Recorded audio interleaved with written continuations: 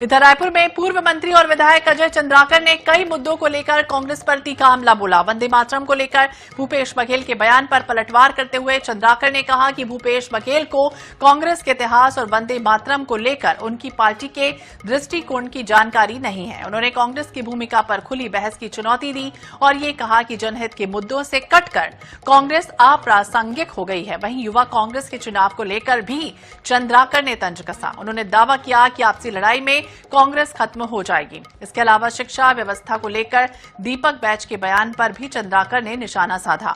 उन्होंने कहा कि दीपक बैज रील के नेता हैं और सार्वजनिक तौर पर भूपेश बघेल को अपना नेता मानने में उन्हें परेशानी होती है।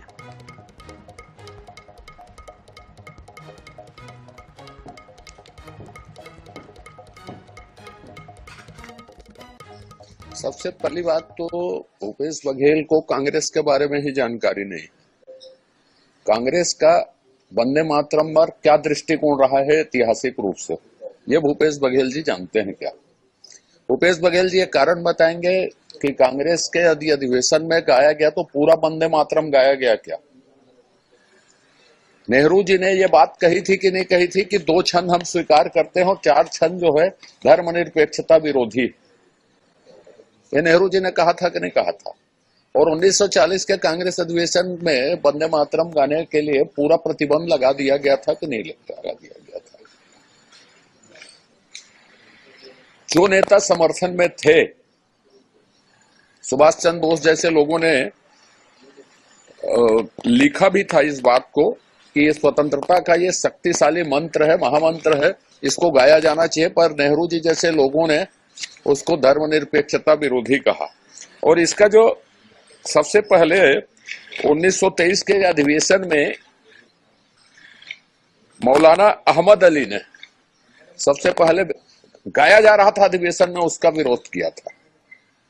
पर इस बात को भूपेश बघेल जी क्या कहेंगे ये बताइए। अब भाजपा के तलवे चढ़ने का जहां तक सवाल है तो भाजपा उस समय गठित हुई थी क्या, ये वो बता दें।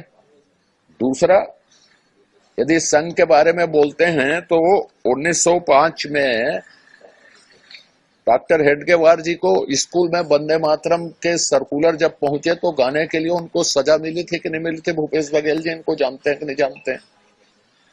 तो भूपेश बघेल जी पहले थोड़ा वंदे मातरम के इतिहास को अध्ययन कर लें और कांग्रेस की भूमिका, नेहरू खानदान की भूमिका जान ले। जो पूरे छंद को राष्ट्र धर्मनिरपेक्षता विरोधी नेहरू जी ने कहा, वही काम 15 अगस्त को कांग्रेस मुख्यालय में उनके वंशजों ने किया।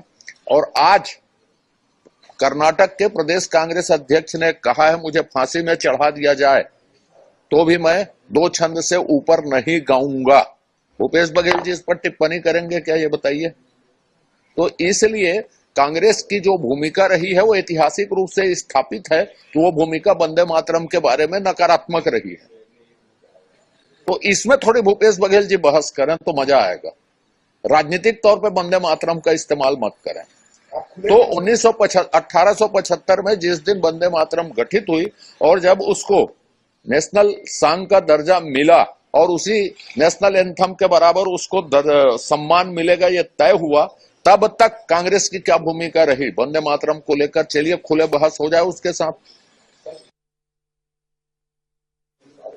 दीपक बैज जी रील के ही नेता हैं, जबकि समझ रहे ना, क्योंकि स्वाभाविक रूप से वो भूपेश बघेल जी के कद से निकल नहीं पा रहे या न निकल सकते। उनको सार्वजनिक रूप से ये स्वीकार करने भर में परेशानी होती है कि भूपेश बघेल जी मेरे नेता। बाकी कार्यविधि को देखें तो उसकी छाया से वो बाहर निकल नहीं पा रहे हैं। इसलिए मैं कहता हूं कि सिर्फ रील भर में नेता की तरह नजर आते हैं, बाकी उनकी कोई एक्टिविटी नहीं है। कांग्रेस में सक्रियता और निष्क्रियता गुटबाजी के आधार पर तय होती है। जिसके गुट के हैं, जिस नेता का चलता है उसके लोग काम करते हैं, वही सक्रियता है, बाकी लोग चुप बैठते हैं। समझ रहे हैं ना? तो जिसकी चलती, अभी कौन सक्रिय है? देवेंद्र यादव सक्रिय है कि नहीं? तो देवेंद्र यादव के जहां साथ जो सक्रिय है उसको दीपक बैज जी सक्रिय बोलेंगे कि नहीं बोलेंगे, और भूपेश बघेल जी उनको सक्रिय बोलेंगे कि नहीं बोलेंगे युवक कांग्रेस के चुनाव में जो चल रहा है उसको। तो सक्रिय तक परिभाषा क्या है, स्पष्ट रूप से स्वीकार करना चाहिए कि देवेंद्र यादव अच्छा कर रहा है कर। और रायपुर से एक खबर आपको बताते हैं, भाजपा प्रदेश प्रभारी की नियुक्ति पर अजय चंद्राकर का बड़ा बयान सामने आया। इस वक्त की अहम खबर आपको बता दें, भाजपा प्रदेश प्रभारी की नियुक्ति पर अजय चंद्राकर का बड़ा बयान।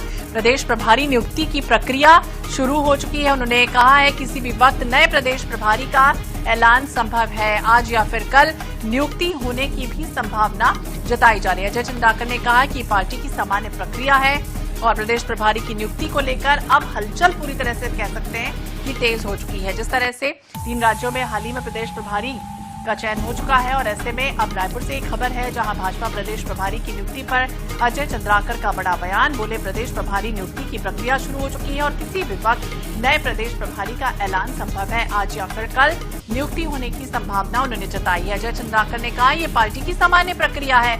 प्रदेश प्रभारी की नियुक्ति को लेकर फिलहाल हलचल बढ़ गई।